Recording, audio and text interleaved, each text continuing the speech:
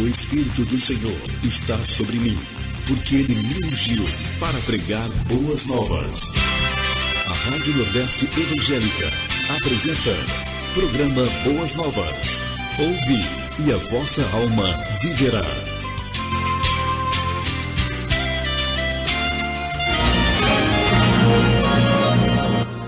Boa tarde, rádio ouvinte do programa Boas Novas. Seja bem-vindo a mais um programa e que a paz do Senhor Jesus Cristo, aquele que no livro do profeta Malaquias é o grande sol da justiça, seja algo perpétuo e visível em sua vida. Sou o pastor Moisés Câmara, apresentador do programa Boas Novas e coordenador do setor 36, onde sempre aos domingos, a partir das 13 horas, tenho essa graça de lhe servir com um programa que traz contentamento à sua alma, ao seu espírito e à sua vida. Queremos agradecer a sua audiência, pois o setor 36 da IADERN, que tem como igreja polo a Congregação de Boa Esperança, tem o superior compromisso, que é trazer a você, ouvinte, uma programação de fenomenal qualidade, onde procuramos, em todas as ocasiões, evidenciar as realizações do Senhor Jesus Cristo, nosso guia, em consonância com o texto de Mateus 2, verso 6, em primeiro lugar. Portanto, nessa vontade, ouço o que trazemos para você em mais uma tarde de sol de domingo aqui em Natal, a capital dos Potiguares, Rio Grande do Norte, Brasil. Trazemos duas deslumbrantes reflexões, sendo que a primeira tem como título On-Off, com apoio no texto de Mateus 18, versos 18 a 20. E a segunda reflexão traz como título 70 vezes 7 em assistência ao texto de Mateus capítulo 18, versos 21 a 22. Muito bem, muito bem. Então, e sem dúvida, como você é uma pessoa que merece toda a nossa consideração, trazemos três notáveis canções. A primeira delas, quem canta é Daniela Araújo, com a canção Jugo Suave, com letra dela mesma. A segunda canção, quem canta é a dupla Daniel e Samuel, com a canção 70 vezes 7, com letra da própria dupla. Lembrando a você que cada canção vem na sequência de cada reflexão. E a terceira canção, quem canta é a dupla Ninfa e Celta, com a canção Os Profetas de Baal, também com letra dessa dupla. Mas você merece mais do que isso, e por isso, além das reflexões e canções, trazemos outra brilhante história bíblica narrada em versos, onde hoje narrarei para você Elias, o campeão de Deus. Portanto, vamos à nossa primeira reflexão. Esta primeira reflexão tem o apoio de Mateus, texto de Mateus capítulo 18, versos 18 a 20, e o título é On-Off, tá certo? Isto é, em inglês, né? Ligar e desligar, ok? Esclarecido esse ponto, vamos lá. O texto de Mateus capítulo 18, versículos 18 a 20, diz o seguinte: digo-lhes a verdade, tudo que vocês ligarem na terra terá sido ligado no céu, e tudo que vocês desligarem na terra terá sido desligado no céu. Também lhes digo que se dois de vocês concordarem na terra em qualquer assunto sobre o qual pedirem, isso lhes será feito por meu Pai que está nos céus. Pois onde se reunirem 2 ou 3 em meu nome, ali eu estou no meio deles. Mateus 18, versos 18 a 20. O conjunto de interpretações que um rabino possuía da lei era chamado de o jugo do rabino. Quando um rabino era reconhecido com autoridade suficiente para possuir seu próprio jugo e oferecer a seus talmidim uma interpretação da lei, dizia-se que aquele rabino havia recebido as chaves do reino. Com as chaves do reino, o rabino poderia abrir e fechar, isto é, proibir e permitir. A partir daquele instante, o rabino poderia dizer o que era permitido e o que era proibido, para que a lei fosse cumprida. Jesus está se valendo dessa tradição para dar a Pedro a autoridade para ligar e desligar.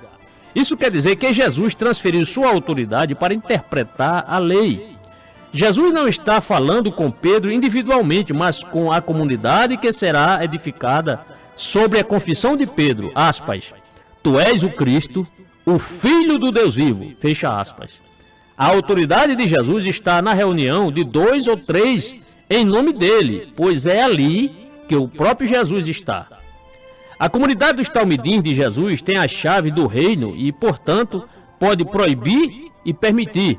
É por isso que Jesus pode legislar sobre o divórcio, mas também o apóstolo Paulo pode legislar sobre o divórcio. É por isso que a comunidade de Jerusalém se reúne em assembleia para decidir o que é permitido e o que é proibido para os estrangeiros que estavam se achegando às igrejas de Jesus. A igreja de Jesus tem esse privilégio e essa responsabilidade de atravessar a história, discernindo culturas e contextos sociais, e interpretando de que maneira, em nossos dias, podemos viver em obediência à vontade de Deus. A prerrogativa de ligar e desligar jamais é individual, é coletiva, comunitária. Assim como costumes culturais mudam, também as aplicações dos valores e da ética do reino de Deus mudam. As comunidades dos talmidins de Jesus têm nas mãos as chaves do reino. Elas podem e devem atualizar a vontade de Deus para cada nova geração. Ouça a canção Jugo Suave, canta Daniela Araújo.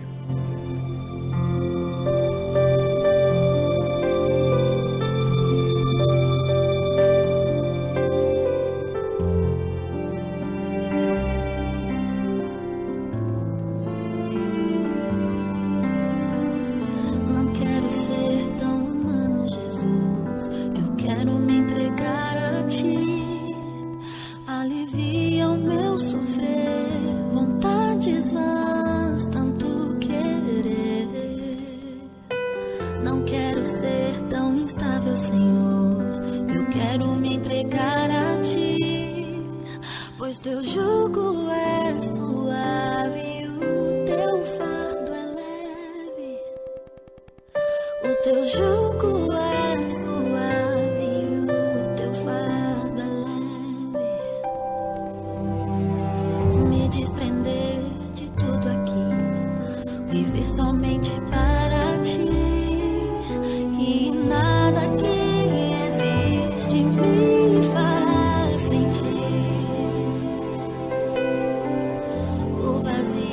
escuridão que atormenta meu coração, pois teu jugo é suave, o teu fardo é leve. O teu jugo é suave, o teu fardo é leve. Andar sobre as nuvens, olhar para ti, sentir a presença fluir. É o teu coração bem na tua presença, pois teu jugo é suave, o teu fardo é leve. O teu jugo é suave, o teu fardo é leve.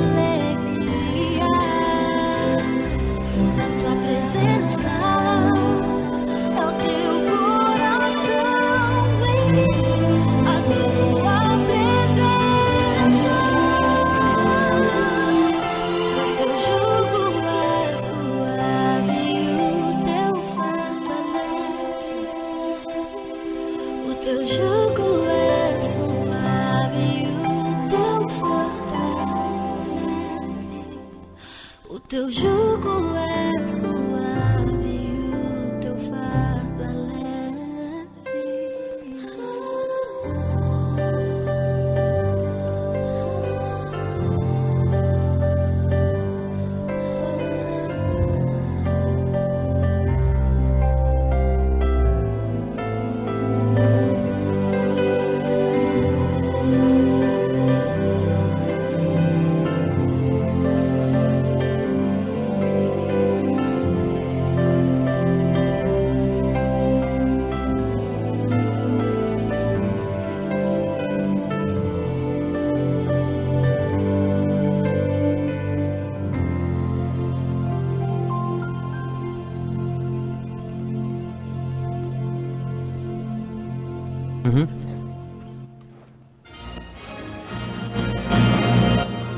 Muito bem, são 13 horas e 11 minutos. Né? Vamos à nossa segunda reflexão, e essa reflexão...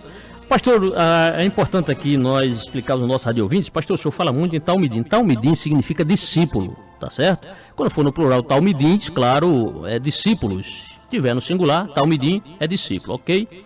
Feito esse esclarecimento ao nosso querido radiovinte, ou à nossa querida radiovinte, queremos agora trazer a nossa segunda reflexão.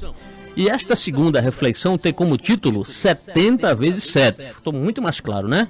Bem fácil, 70 vezes 7, em assistência ao texto de Mateus capítulo 18, versos 21 a 22, que passarei a ler nesse instante. O texto diz: Então Pedro aproximou-se de Jesus e perguntou: Senhor, quantas vezes deverei perdoar a meu irmão quando ele pecar contra mim?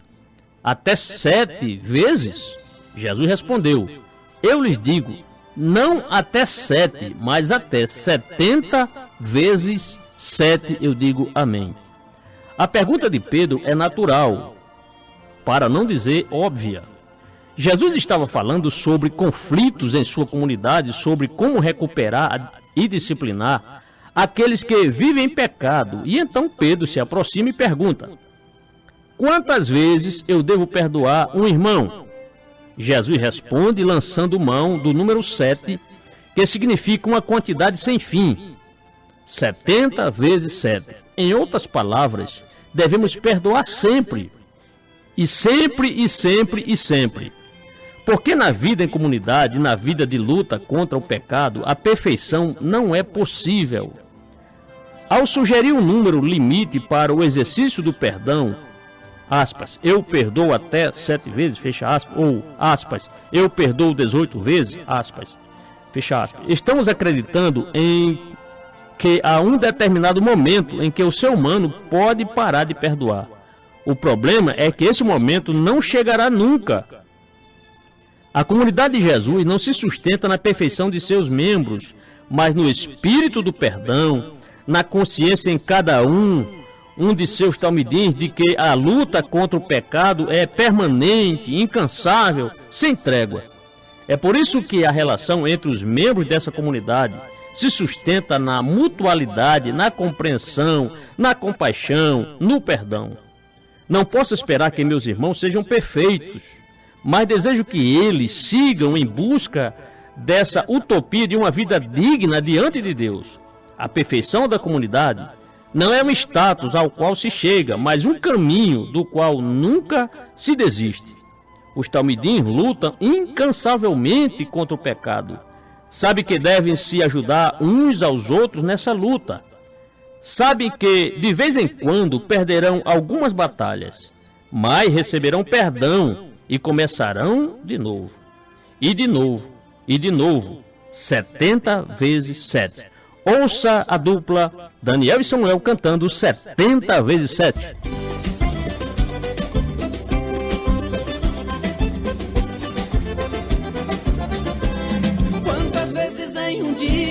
Nós devemos perdoar, é 70 vezes 7, Cristo veio ensinar. Imagine em um ano, quantas vezes isso dá. Perdão expulsa o engano, faz o carinho aumentar. Porque amor e perdão Deus fez pra multiplicar. É 70 vezes 7, a medida do perdão. Perdão é cura pra alma, remédio pro coração. Na oração do Pai Nosso também tem essa lição. Então esqueça o orgulho e perdoe o seu irmão.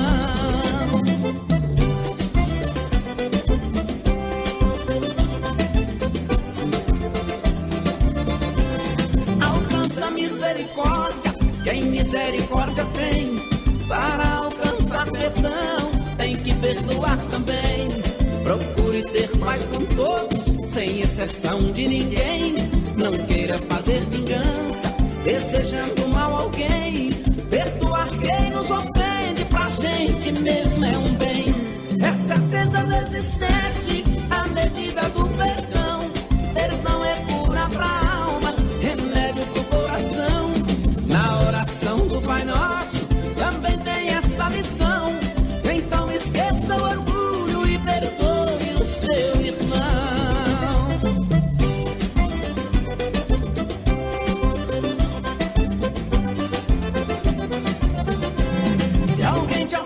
palavras, não entres em discussão.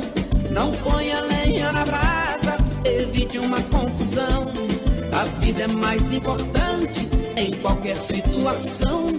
Vire as costas, vá embora e ao ódio diga não. Melhor é escapar perdendo do que morrer com razão. É 70 vezes 7 a medida do perdão. Perdão é cura pra alma, remédio pro coração. Na oração do Pai Nosso também tem essa lição. Então esqueça o orgulho e perdoe o seu irmão. É 70 vezes 7 a medida do perdão. Perdão é cura pra alma, remédio pro coração. Na oração do Pai Nosso também tem essa lição. Então esqueça o orgulho e perdoe o seu irmão. Então esqueça o orgulho e perdoe o seu irmão. Rádio Nordeste Evangélica. Não saia da sintonia.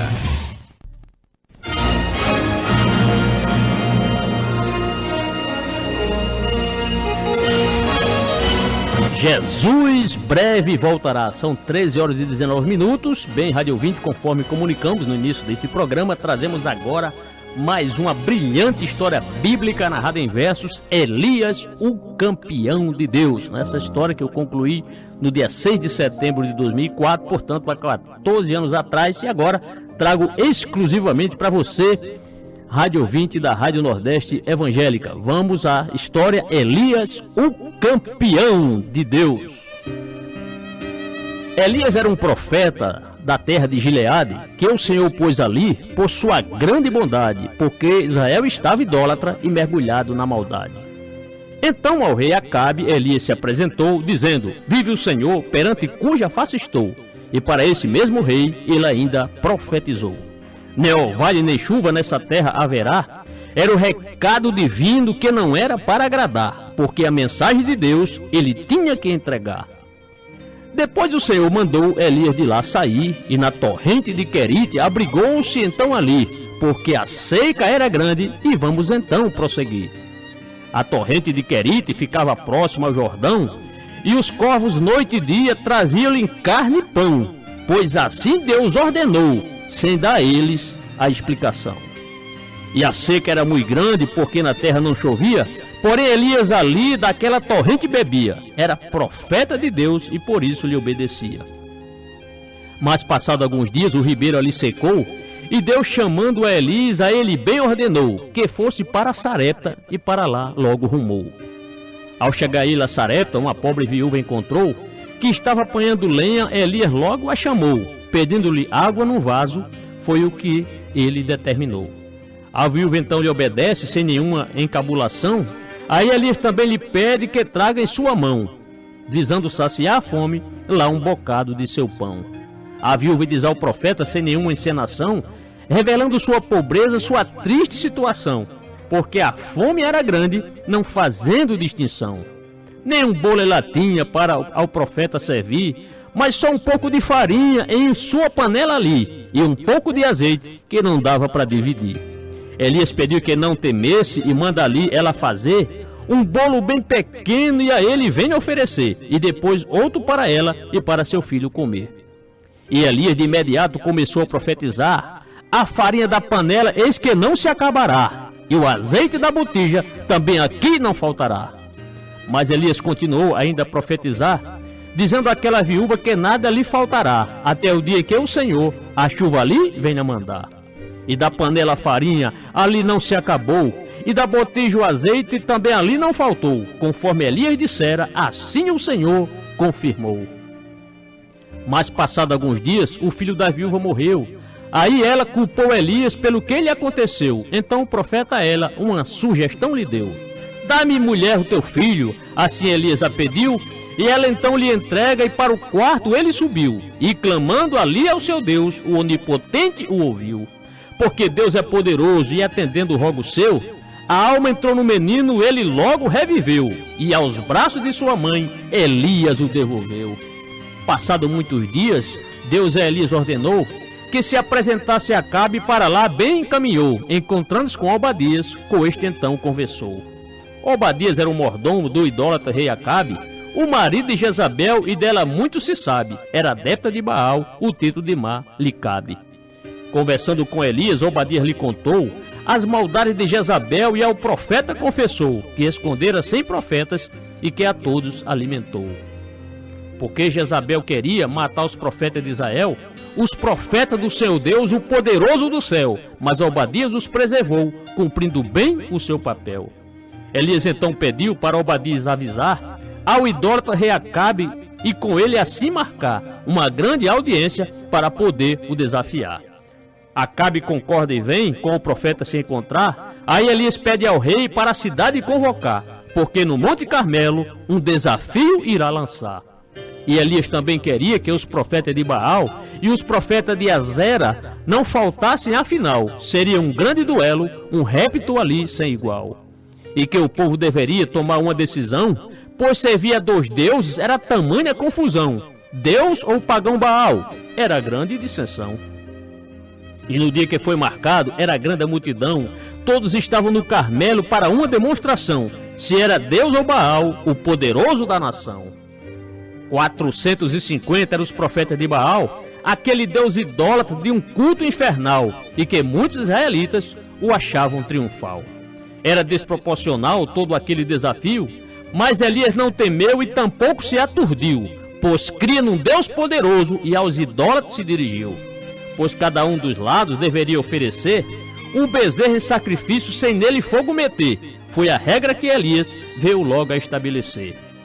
E cada lado deveria ao seu Deus ali clamar, para responder com fogo e holocausto atear, consumindo o sacrifício e uma pronta resposta dar. E todo o povo aprovou a regra do desafio, mas parecia impossível aquilo que se decidiu. Fazer fogueira sem fogo, nunca tal ali se ouviu.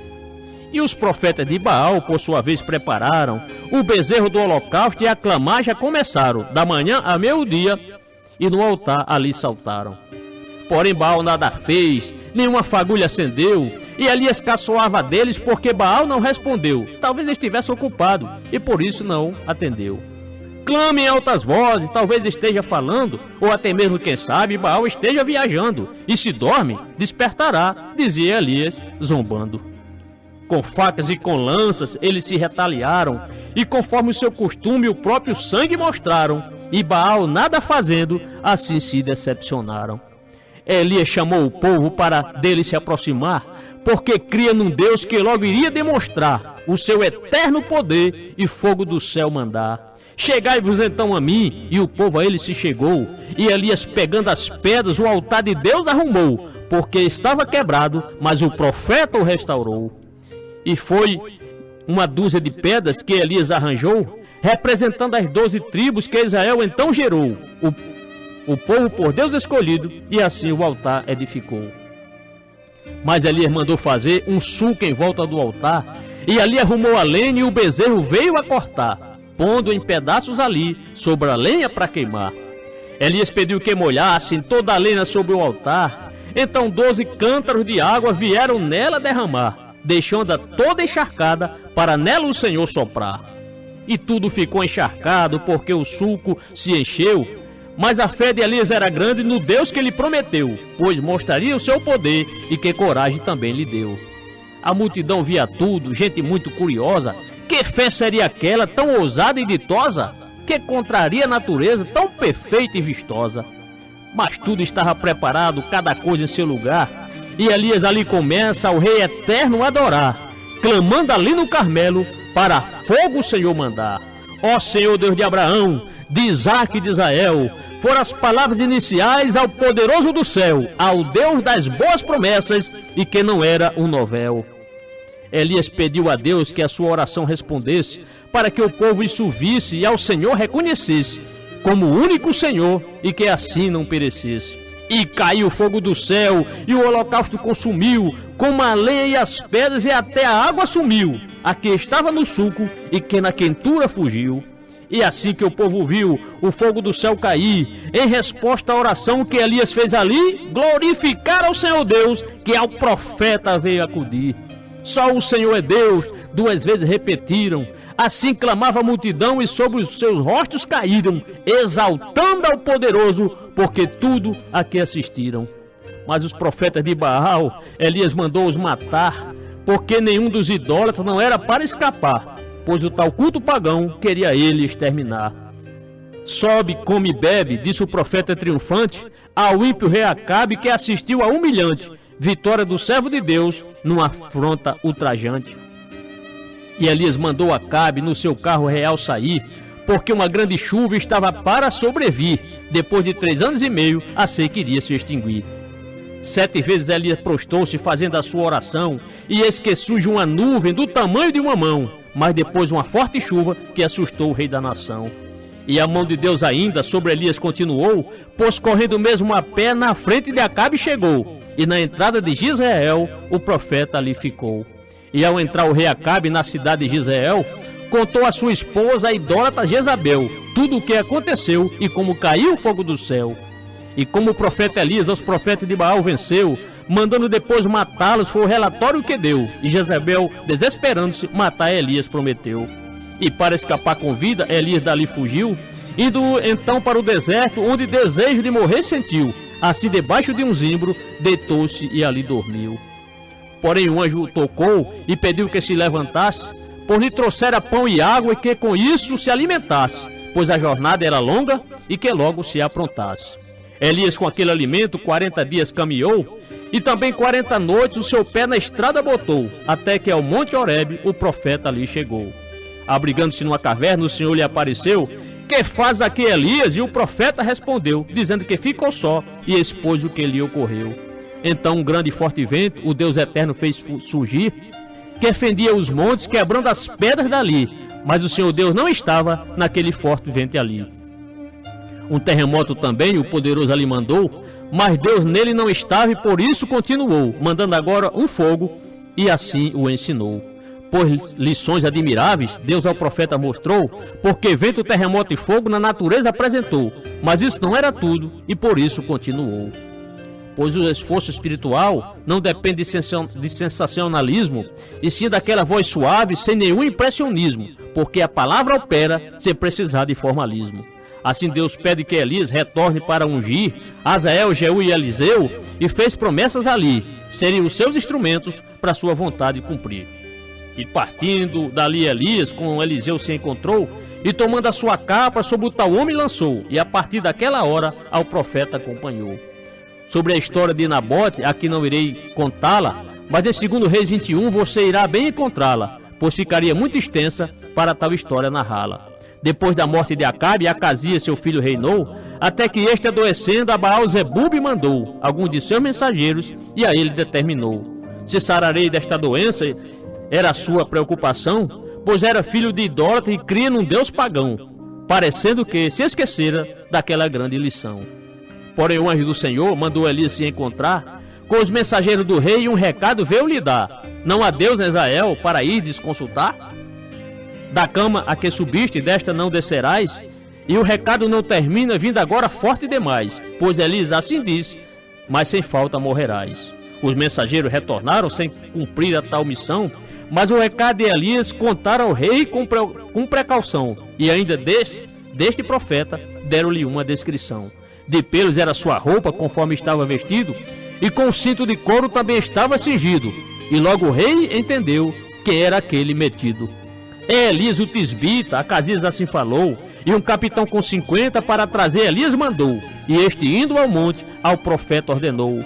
Homem de Deus, o rei te manda descer, mas Elias lhe responde com ousadia para valer, porque era um santo homem experimentado no poder. Desça fogo do céu, se eu sou homem de Deus, e te consuma a ti e a estes 50 teus. Assim disse o profeta ao capitão e aos seus. E desceu o fogo do céu, e aos soldados consumiu, e também o capitão que é o profeta saiu, porque Deus bem atendeu o que Elias lhe pediu. E assim outro capitão o rei resolve ali mandar, para trazer Elias custe o que lhe custar, porque queria o profeta, não sendo para o estimar. E esse novo capitão, como o outro também falou, com a mesma petulância, a Elias vociferou, desce homem de Deus, e o profeta replicou, desça fogo do céu, se eu sou homem de Deus, e te consuma a ti e a estes 50 teus. Assim disse o profeta àqueles varões hebreus. E de novo o fogo do céu sobre os soldados caiu, e também no capitão que a missão não cumpriu. Prendeu o profeta Elias, Deus a ninguém permitiu. Mas um outro capitão, o rei de Israel, mandou, que diferente dos outros veio e se ajoelhou, pedindo clemência a Elias e falando-lhe suplicou: preciosa aos teus olhos seja então a minha vida, e pediu que a seus servos também desse guarida, poupando eles do fogo, livrando daquela colhida. Então o anjo do Senhor com Elias assim falou: desce com este, não temas. E o profeta se levantou para ir ao rei Acasias, porque Deus autorizou. E quando Elias chegou, o recado ali transmitiu, repreendendo a Acasias que a Baal-zebub me pediu, se ficaria curado ou não, e o profeta proferiu: porventura não há Deus para Israel consultar? Portanto dessa tua cama você não mais descerá. E ainda disse assim: certamente morrerá. E assim morreu Acasias, conforme Elias falou, porque desobedecera e a Baal consultou, desprezando Deus vivo, pois sua palavra rejeitou. E Deus havia prometido a Elias arrebatar, num grande redemoinho, restando só ele esperar. Seria num dado momento que ele iria o levar. E Elias, chamando Eliseu, em Gilgal ambos chegaram, e os discípulos dos profetas, vendo-os, profetizaram que Elias seria tomado, e com isso todos concordaram. Mas Eliseu, sabendo disso, manda-os então calar, e quando chegaram a Jericó, vieram ali profetizar, os discípulos dos profetas, e a ascensão confirmar. E outra vez Eliseu disse que estava ciente, porque a subida de Elias aconteceria de repente, e dali fora Jordão, a um lugar preferente.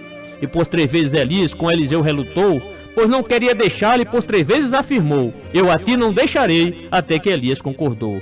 Estando ali no Jordão, Elias a capa tomou, e a enrolando no braço, rapidamente a dobrou, e batendo na água com ela, a água se separou. E em 2 bandas ficaram as águas do rio Jordão. Daí Elias e Eliseu passaram com expansão, pois ambos eram profetas do autor da criação. Após passar o Jordão, depressa Elias vem sugerir: que queres que eu te faça antes de ser tomado de ti? Então Eliseu lhe responde, antes de Elias subir: que haja a porção dobrada de teu espírito sobre mim. Foi o desejo de Eliseu, que estava mesmo afim do poder do bom Elias, que lhe respondeu assim: seu pedido é difícil, contudo, se você me vir, quando eu for separado de tua presença aqui, terás o que me pediu, disse o profeta ali. E quando eles caminhavam, de repente apareceu um carro todo de fogo que a Elias acolheu, e subindo no redemoinho, o profeta desapareceu. Sobre a capa de Elias, que com Eliseu ficou, e sobre o rio Jordão, que Eliseu atravessou, narrarei em outra obra, pois contar aqui não vou. E Elias foi um homem que nasceu e não morreu, porém na transfiguração com Moisés apareceu, falando com Jesus Cristo, um privilégio que lhe valeu. Muito bem, conforme anunciamos, ouça mais uma belíssima canção. Ouça a canção Os Profetas de Baal, canta Ninfa e Celta.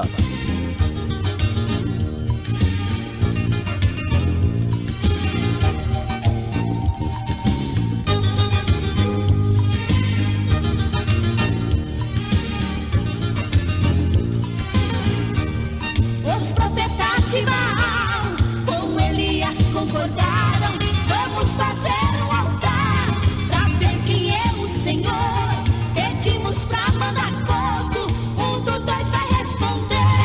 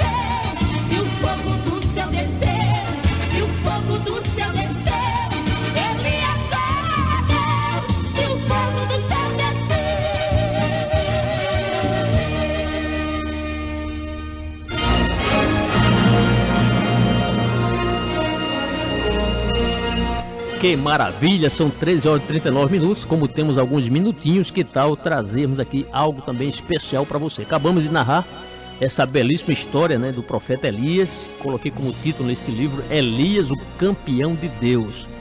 Mas tem um texto aqui, aliás, dois textos que eu gostaria também de compartilhar com você, querido Rádio ouvinte. É um texto que está em Tiago, capítulo 5, versos 17 e 18, que diz: Elias era homem sujeito às mesmas paixões que nós, e orou com fervor para que não chovesse por 3 anos e 6 meses, não choveu sobre a terra. E orou outra vez, e o céu deu chuva, e a terra produziu seu fruto. Por quê? Pastor, por que Deus castigou esse povo? Será que esse povo merecia realmente essa sequidão toda, quase 4 anos sem chuva, né? 3 anos e meio no caso aqui? Sim, porque o que acontece? Naquele contexto, o povo de Israel estava já miscigenado, ou seja, estava fazendo um duplo culto, né? Umas pessoas criam no Deus de Abraão e outras, e ao mesmo tempo, essas pessoas que também confessavam este Deus de Abraão, também estavam já aderindo, e algumas pessoas já crendo neste Deus Baal. E havia a crença neste Deus, famigerado Deus com D minúsculo, que ele era o Deus que mandava as tempestades, era o Deus que mandava as chuvas, né? Era o Deus que responsável pelas colheitas. Então as pessoas já estavam crendo neste Deus que não existe, né? Está só na mente, na cabeça dos homens. Elias, por ser um servo de Deus autêntico, ele mostrou que o verdadeiro Deus estava com ele. E profetiza ali, Deus mandou ele profetizar que durante 3 anos e 6 meses não choveria, para mostrar que não era Baal que mandava a chuva, mas era o Deus de Abraão, o Deus criador dos céus e da terra, que mandava a chuva. E para demonstrar isso, Elias profetizou, para demonstrar que realmente Deus é o Deus verdadeiro, vocês ficarão 3 anos e 6 meses sem pingar uma gota de chuva aqui na terra. Então, para o povo o quê? O povo se voltar para Deus, para crer neste Deus poderoso, né? E houve esse desafio, Deus queria isso, o povo precisava estar ali, a assistência foi muito grande, né? A cidade praticamente foi ali para o Carmelo, para o Monte Carmelo, e ali o profeta Elias, usado por Deus, demonstrou que de fato o único verdadeiro Deus é o Deus de Abraão, o Deus de Isaac, o Deus de Jacó, o Deus que manda fogo do céu. Vimos aqui também o profeta Elias, conhecido também como profeta de fogo, né? Homens saíram para o prender, mas mais uma vez o poder de Deus foi demonstrado, não é? E muita gente morreu ali, mais de 100 militares foram sucumbidos ali pelo fogo, porque foram ousados, né? Tentaram prender este profeta de Deus. Ninguém pode silenciar a igreja do Senhor, ainda que as leis sejam adequadas a uma parte da população que quer ver extinta a palavra de Deus. Jamais a palavra de Deus ela será há de se submeter às vontades dos homens, né? Há outro texto interessante, porque nós vimos aqui na narrativa que Elias foi arrebatado para o céu, foi levado, aliás, né, não deixa de ser arrebatado, não deixa de ser um arrebatamento, mas ele foi levado numa carruagem de fogo, né, naquele redemoinho.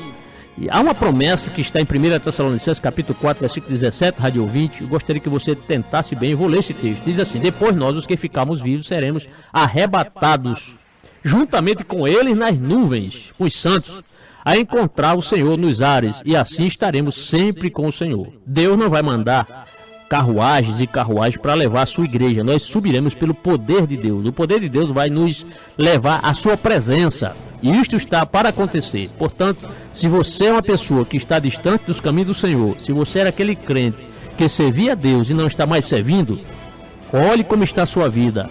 Urgentemente, volte-se para Deus, confesse Jesus Cristo como seu Salvador, abandone os seus pecados e agora tenha uma vida próspera, espiritualmente falando, para que você também seja herdeiro desta promessa.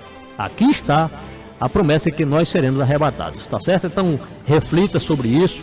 O contexto era um contexto sombrio naquela época, né? Israel estava mergulhado no pecado.